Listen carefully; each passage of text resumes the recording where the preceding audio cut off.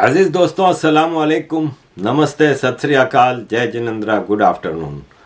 अजीज दोस्तों, पाकिस्तान के हवाले से कुछ खट्टी मीठी खबरें हैं। आपको मैंने बताया था कि मिकी आर्थर को ऑनलाइन कोच रखा गया है और इसके पीछे कहानी ये है कि पीएसएल वो पाकिस्तान में आके कोचिंग करने के लिए कोई अब तैयार नहीं हो रहा। इसकी वजह यह है कि चलें एक फ़ॉरेन टीम आती है, उसको तो इस फ़ॉरेन हेड ऑफ स्टेट का प्रोटोकॉल मिलता है, उसकी मतलब वो इलाका ही खाली कर दिया जाता है जिस होटल में वो ठहरते हैं, और पूरा एक कन्वॉय में उनको लेके जाया जाता है। पूरे इलाके की कॉम्बिंग हो चुकी होती है और पूरी सिक्योरिटी होती है, लेकिन एक कोच तो वहाँ पे रहेगा, कब मार दिया जाए। और दुनिया क्रिकेट में आज तक दुनिया में कभी कोई कोच ऐसे नहीं मरा जैसे पाकिस्तान में बॉब विल्मर मरा था। ये पाकिस्तान का कोच था ना जो बॉब विल्मर, वो ऑन ड्यूटी ही था ना। तो ये है कि कोच आने को तैयार नहीं फॉरेन। और लोकल कोच का मतलब ये होता है कि लोकल कोच करप्ट होता है। जैसे रमीज राजा अगर आए, पाकिस्तान के क्रिकेट बोर्ड का चेयरमैन बना तो करप्ट था ना। जब भी वो अपनी मर्जी से जिसको लेना है लो, सरफराज को निकाल दो, इसको ले लो, उसको ले लो, ये सब आधी आधी तनख्वाह पे काम करते हैं। फिर कहाँ भाई मैं तेरे को ले रहा हूँ, आधा पैसा मेरा होगा, तेरा जितना भी इनकम होगी।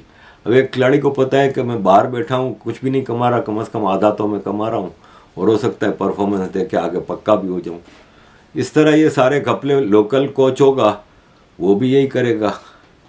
जैसे मिसबाह उल हक को बनाया था, जैसे ये सकलैन मुश्ताक था। तो बाहर के कोच से कम इनको ये उम्मीद होती है कि करेक्ट सिलेक्शन तो करेगा, करेक्ट तो वो अपने खिलाफ, इसका कोई पर्सनल इंटरेस्ट तो नहीं होगा। लेकिन बाहर का कोई कोच आने को तैयार नहीं, तो मिकी आर्थर को ऑनलाइन कोच रखा है जिसपे मिसबाह उल हक तप गए, क्योंकि ये सब कोच बनने के लिए तैयार बैठे होते हैं ना। अभी आपने देखा था सकलैन मुश्ताक भी कोच था, यूसुफ भी कोच था, इंजमाम सिलेक्टर, तो ये सब इनके धंधे चले हुए थे। और ये सब दाढ़ी वाले मौलवी बने हुए हैं। ये समझते हैं कि भाई हम खिलाड़ियों में नमाज की और इन चीज़ों की वो करेंगे प्रमोशन, उनको इस मुसलमान पूरा पक्का बनाएंगे, मौलवी बनाएंगे। अच्छा खिलाड़ी है कि नहीं, भाड़ में जाए। तो ये मिसबाह उल हक को गुस्सा आ गया, उन्होंने कहा ये कैसे ड्रामा है, ऐसा तो कहीं नहीं होता कि ऑनलाइन कोच। तो ये एक चीज़ थी। दूसरा क्रिकेट के हवाले से ये है कि पीएसएल शुरू होने वाला है, और पीएसएल का ये है कि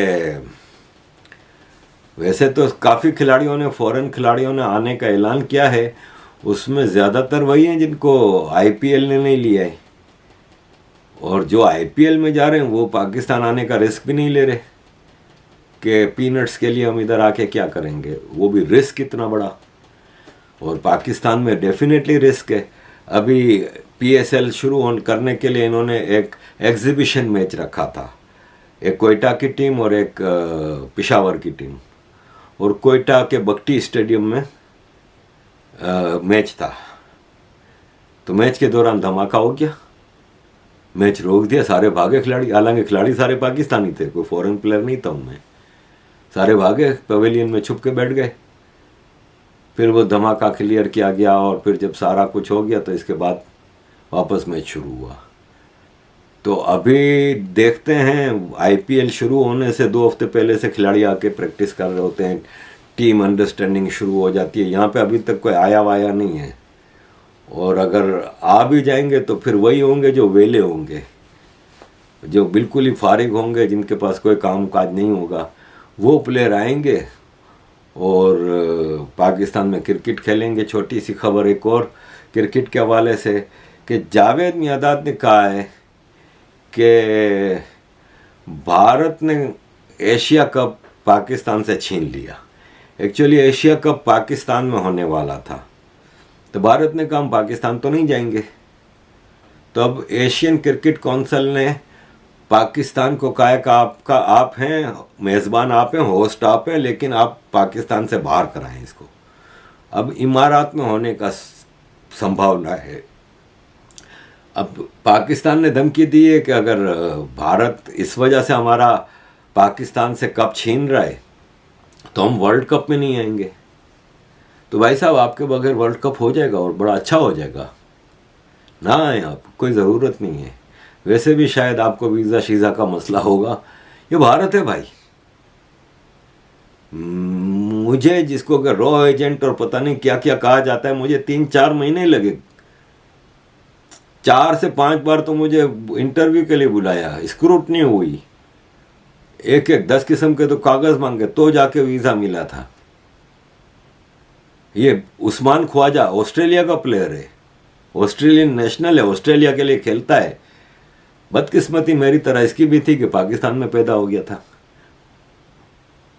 और मुझे श्योर नहीं है, हो सकता है कि उस्मान ख्वाजा के पेरेंट्स पाकिस्तान से माइग्रेट किया था और उस्मान ख्वाजा शायद ऑस्ट्रेलिया में ही पैदा हुआ था। लेकिन वॉटेवर, उसका वीज़ा आखिरी दिन इसको मिला है। टीम आ चुकी थी, इसको वीज़ा नहीं मिल रहा था भारत का।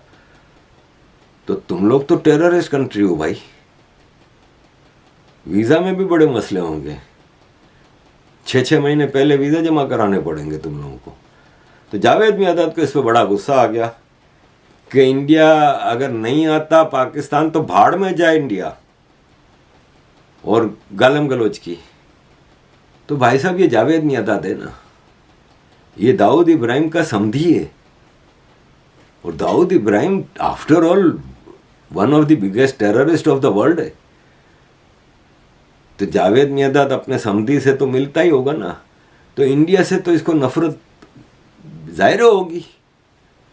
ये हमारे भारत के ही खिलाड़ी मूर्ख हैं जो जावेद मियाँदाद और पाकिस्तानी खिलाड़ियों से दोस्ती की बात करते हैं। पाकिस्तानी किसी खिलाड़ी के दिल में भारत के लिए मोहब्बत नहीं है। हमारे भारत के खिलाड़ी हैं, इनके दिल में से उमड़ के आती है भारत पाकिस्तान की मोहब्बत। तो बदकिस्मती क्या कह सकते हैं। अजीज दोस्तों, आगे बढ़ते हैं। आगे बढ़ने से पहले यह है कि मैं आपको भारत की बात हो रही है तो फिर ज़रा दिखा दूं कि क्यों मिर्चें लगी हुई हैं पाकिस्तान में। जब कोई टेररिज्म एक्सपोर्ट करने का उद्योग बना करके बैठा हो, मेरे देश के निर्दोष नागरिकों को मौत के घाट उतार दिया जाता हो, युद्ध लड़ने की ताकत नहीं है, पीठ पर वार करने के प्रयास होते हो,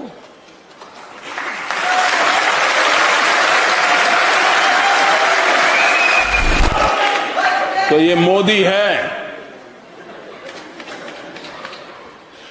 उसी भाषा में जवाब देना जानता है।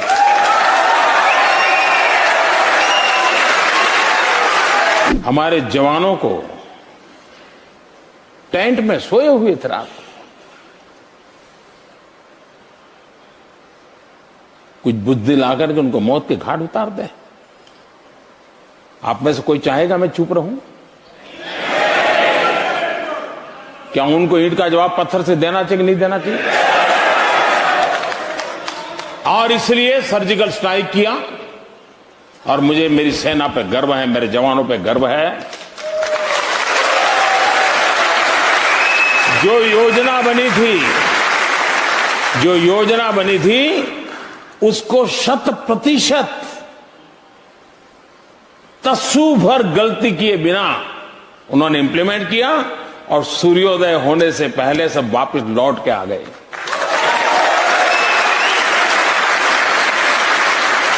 और हमारी नेकदिली देखिए। मैंने हमारे अफसर जो इसको ऑपरेट कर रहे थे उनको कहा कि आप हिंदुस्तान को पता चले उससे पहले, मीडिया वहां पहुंचे उससे पहले, पाकिस्तान की फौज को फोन करके बता दो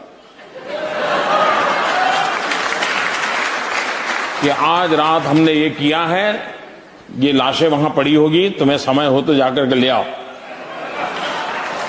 हम सुबह 11 बजे से उनको फोन लगाने की कोशिश कर रहे थे, फोन पर आने से डरते थे, आ नहीं रहे थे। मैं इधर पत्रकारों को बुला करके रखा हुआ था, हमारे आर्मी अफसर खड़े थे। पत्रकारों को आश्चर्य हो रहा था कि क्या बात है, हमको बुलाया है, कोई बता नहीं रहे। मैंने कहा पत्रकार बैठे हैं उनको बिठाइए, थोड़े वो नाराज हो जाएंगे, लेकिन सबसे पहले पाकिस्तान से बात करो। हमने किया है, छुपाया नहीं हमने। 12 बजे वो टेलीफोन पे आए, उनसे बात हुई, उनको बताया कि ऐसा ऐसा हुआ है और हमने किया है। और तब जाकर के हमने हिंदुस्तान की मीडिया को और दुनिया को बताया कि भारत की सेना का ये अधिकार था न्याय को प्राप्त करने का, और हमने किया। तो सर्जिकल स्ट्राइक ये भारत के वीरों का तो पराक्रम था ही था, लेकिन टेररिज्म एक्सपोर्ट करने वालों को पता होना चाहिए कि अब हिंदुस्तान बदल चुका है।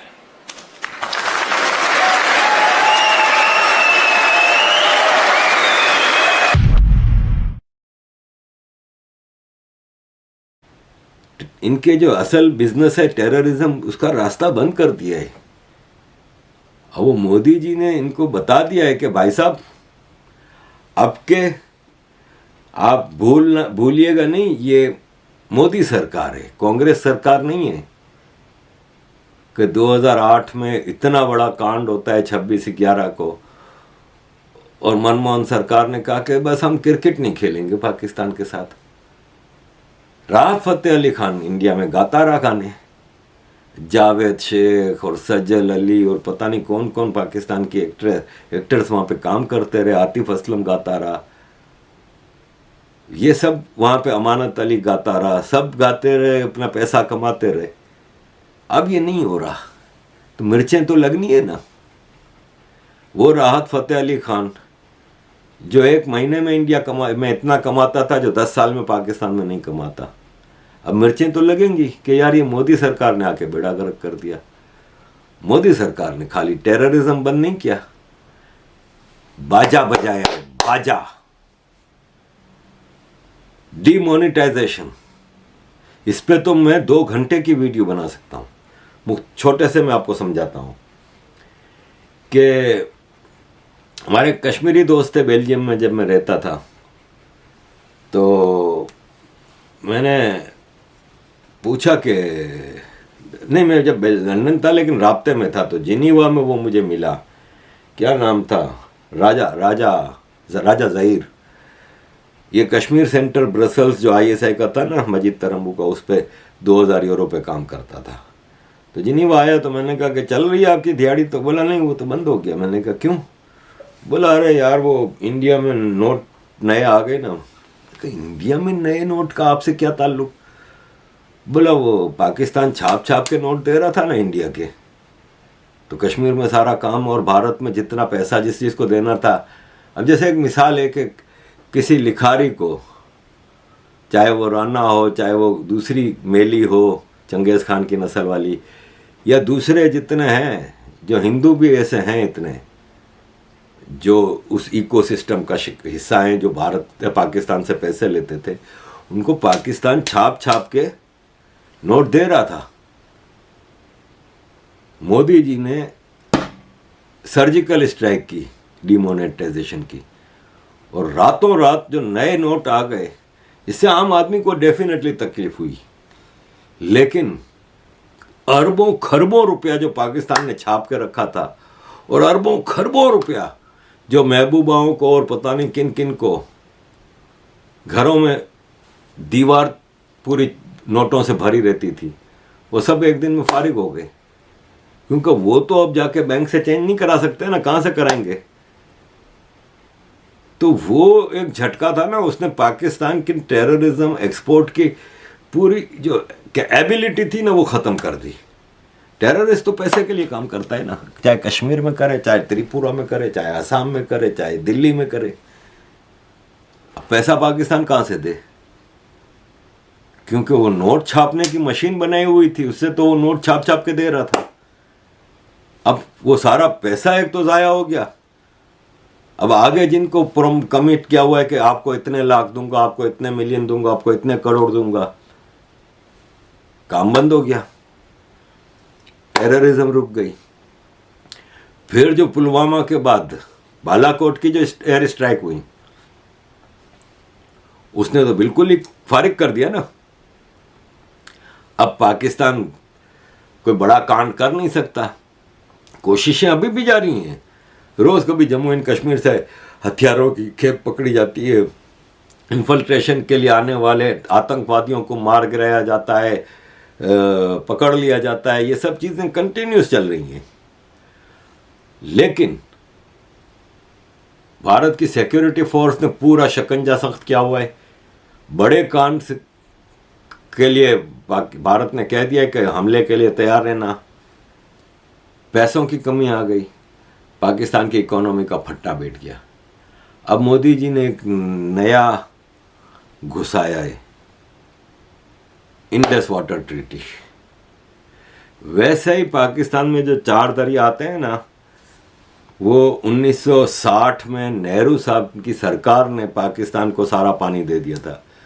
80% पाकिस्तान को दिया गया था, 20% भारत से आने वाले दरियाओं का पानी 80% पाकिस्तान को और 20% पे भारत का अधिकार। और ओवरऑल 19% भारत को उसमें से मिलता था। और वो दरिया सारे पंजाब को मिलते थे। सिंध में मैं आपको पहले भी बता चुका हूं कि एक ही दरिया आता है, वो 5 दरिया पंजाब को पूरा सैराब करते हैं। और पंजाब में ऐसा दुनिया का सबसे बड़ा नहरी सिस्टम है। नहर होती है ना जो नदियों का, वो छोटी छोटी एक एक गांव तक नदी जा रही है। ऐसा नहरी सिस्टम पूरी दुनिया में कहीं नहीं है। वो पंजाब के गांव गांव तक पानी जाता है। तो जब सिंध में एंटर होता है ना, तो इतना पतला दरिया रह जाता है। फिर सिंध में मुल्तान से जब एंटर होता है, सिंध के शहर सक्खर से, तो कराची हैदराबाद, बल्कि कराची से पहले हैदराबाद तक पहुंचते पहुंचते वो दरिया तकरीबन सूख जाता है। तो सिंध की जमीनों को बंजर कर देता है। अब ऐसे में मोदी जी ने स्क्रू टाइट किए हैं। मोदी जी ने कहा भाई आप नहीं मानते हम उसको, वो तुम्हारी 1960 की जो इंडस वाटर ट्रीटी है ना, हम नहीं मानते। अब बैठो, नई बातचीत होगी। और मसला क्या है कि नलका किसके हाथ में है? पानी कहां से आ रहा है? भारत से आ रहा है। तो ज्यादा चींपे करोगे तो भारत नलका बंद कर देगा, पानी आएगा ही नहीं। तो पाकिस्तान का मोदी जी ने तो कचूमर निकाल दिया है। और यह है कि ऐसे में पाकिस्तान के पास अपने बहुत सारे मसले हैं, उनसे कैसे निपटे। अजीज दोस्तों, एक हमारे भी जिन्ना थे, मोहम्मद अली जिन्ना, जिसको कायदे आजम कहा जाता था, उसकी भी मट्टी पलीद होती जा रही है पाकिस्तान में। उसको भी उसका देखिए, ये सोशल मीडिया एक वरदान है। इसने पाकिस्तान जैसे एक फेक कंट्री के सारे प्रोपेगेंडा की मट्टी पलीद कर दी है। जैसे हमें बचपन से ये दिखाया जाता था कि हमारे पाकिस्तान और आईएसआई के जो दुश्मन है ना, वो पूरी दुनिया है। America, England, Italy, Israel, India, Afghanistan, Iran, ये सब हमारे दुश्मन हैं और आईएसआई अकेली उनसे लड़ रही है। अब आज सोशल मीडिया की स्टडी करके लोग देख लेते हैं कि भाई साहब ये तो खुद अमेरिका के एजेंट हैं, ये तो खुद इंग्लैंड के एजेंट हैं, इनके तो खुद पीठ पीछे इसराइल से भी ताल्लुक आते हैं, ये खुद इंडिया के दुश्मन है। इंडिया ने इनके साथ कभी कोई दुश्मनी नहीं की, ये तो अफोर्ड ही नहीं कर सकते। जिस दिन इंडिया ने इनके साथ वो काम करना शुरू किया ना जो पाकिस्तान इंडिया के साथ करता है, तो पाकिस्तान फारिग है। ये शुक्र अदा करें कि ये हिंदू देश है, सनातनियों का देश है, जो साजिशें और इस टाइप की चीजें नहीं करते। जिस दिन ये मुसलमानों वाली हरकतें करनी इन्होंने शुरू कर दी ना, तो पाकिस्तान नामी मुल्क बचेगा नहीं दुनिया में। तो आज सोशल मीडिया के माध्यम से पाकिस्तानियों को अंदाजा हो गया है कि भाई साहब ये सब झूठ बकवास। इसी तरह जिन्ना के बारे में आज हर पाकिस्तानी को पता है कि अंग्रेजों का एजेंट था। भाई एक दिन जेल नहीं गया, कोई इंटेलेक्चुअल नहीं था, कभी इसने एक किताब नहीं लिखी। अच्छा सर, कॉलोनीज में हम ये देखते हैं कि लीडर्स वो थे जिन्होंने रेजिस्ट किया और उनको जेलों में जाना पड़ा। मिसाल के तौर पे आप ये देखिए कि गांधी जो थे वो 6 साल जेल में रहे, नेहरू जो थे वो 9 साल जेल में रहे, अबुल कलाम आजाद 12 साल जेल में रहे और बादशाह खान 15 साल जेल में रहे। अंग्रेजों ने रखा, बाद में दोबारा फिर जब पाकिस्तान बना तो फिर भी जेल में रहे। तो एक तो लीडर कॉलोनीज में जेल में जाता है, दूसरा लीडर लिखता है अपना, जो उसका एक विजन होता है, जो वर्ल्ड व्यू होता है, वो किस किस्म की रियासत चाहता है वो लिखता है ताकि क्लैरिटी रहे। ठीक है, एक चीज ब्लैक एंड व्हाइट में आ जाए। आप देखते हैं, हम देखते हैं कि नेहरू ने 11 किताबें लिखी, महात्मा गांधी ने 36 किताबें लिखी, ठीक है, अबुल कलाम आजाद ने 47 किताबें लिखी, जिसमें उन्होंने ये सारा कुछ जो है वो हर चीज बयान कर दी। जिन्ना ना तो कभी 1 घंटे के लिए जेल गए और ना कभी लेटर टू द एडिटर ही लिखा। ठीक है, तो वो लीडर बन गए। वो कैसे लीडर थे? क्या हम कह सकते हैं कि वो अंग्रेजों के इमरान खान थे?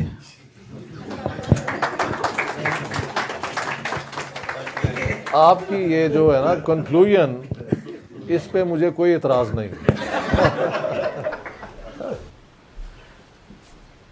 ये अंग्रेजों का इमरान खान था, बिल्कुल। अजीज दोस्तों, एक और आपको खबर शेयर करूं। अब ये जियो की वीडियो है, इसलिए मैं आपको थोड़ी सी ये बगैर आवाज़ के दिखा रहा हूं, वरना वो कॉपीराइट का मसला करके मेरी पूरी वीडियो का बेड़ा गर्क कर देंगे। इस वीडियो का मैं बता दूं आपको कि इस वीडियो में ये कह रहे हैं कि भारत में एक क्रिकेटर लोकेश राहुल की शादी हुई है सुपरस्टार सुनील शेट्टी की बेटी से, आतिया शेट्टी से। तो उसमें ये कह रहे हैं, पागल हो गए ये, कह रहे हैं कि 50 करोड़ रुपए का तो अपार्टमेंट सुनील शेट्टी ने दिया है खाली गिफ्ट, और पता नहीं कितने करोड़ की गाड़ी कोहली ने दी है, इतने करोड़ की गाड़ी सलमान खान ने दी है, इतने करोड़ का हीरों का हार उसने दिया है।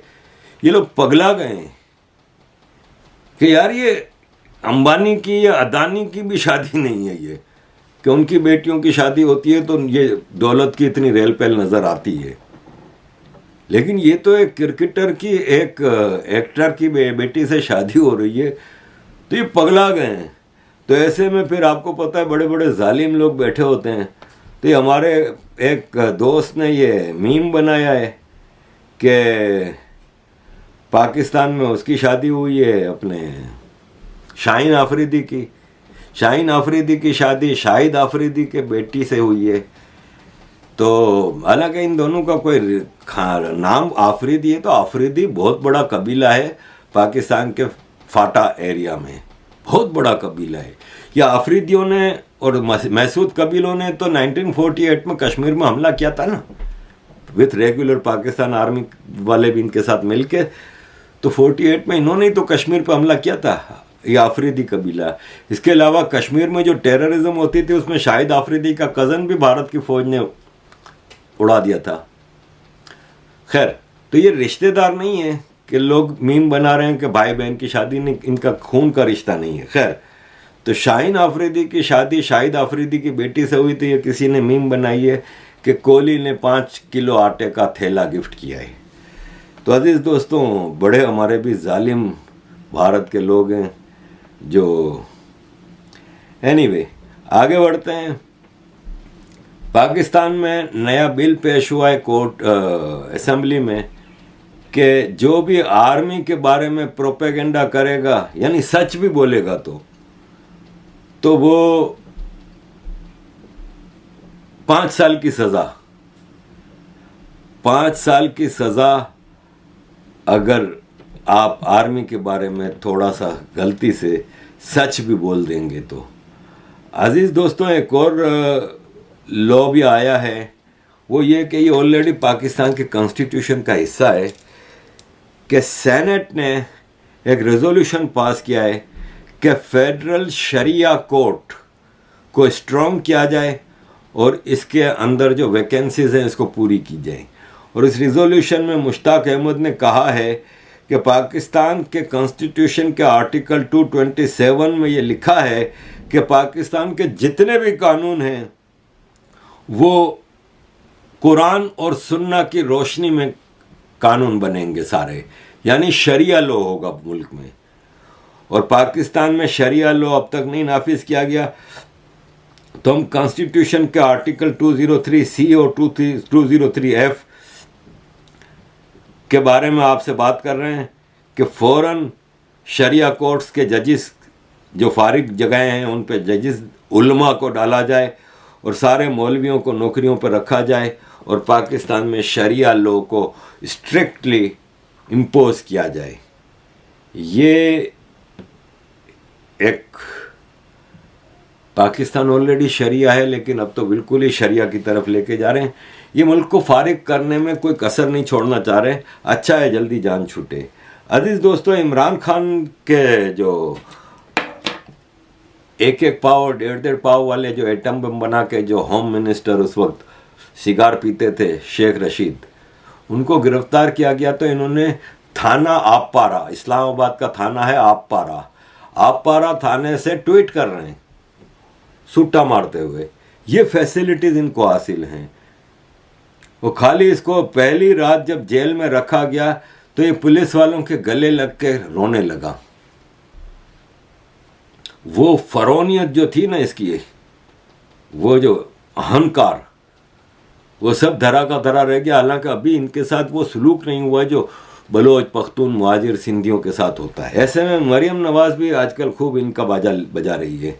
मरियम नवाज ने कहा कि मैं तो डेथ सेल में रही हूँ, सजाए मौत के कमरे में रही हूँ जेल में, मैंने तो कभी आके मीडिया के सामने रोई नहीं।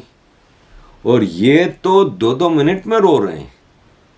इनकी तो अभी बर्दाश्त नहीं है। ये जेल भरो तहरीक कैसे चलाएंगे?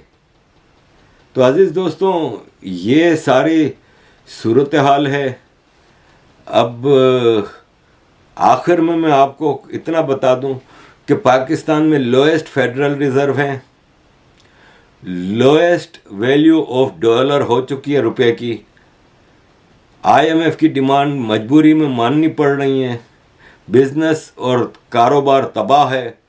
फूड क्राइसिस पीक पे है पाकिस्तान में।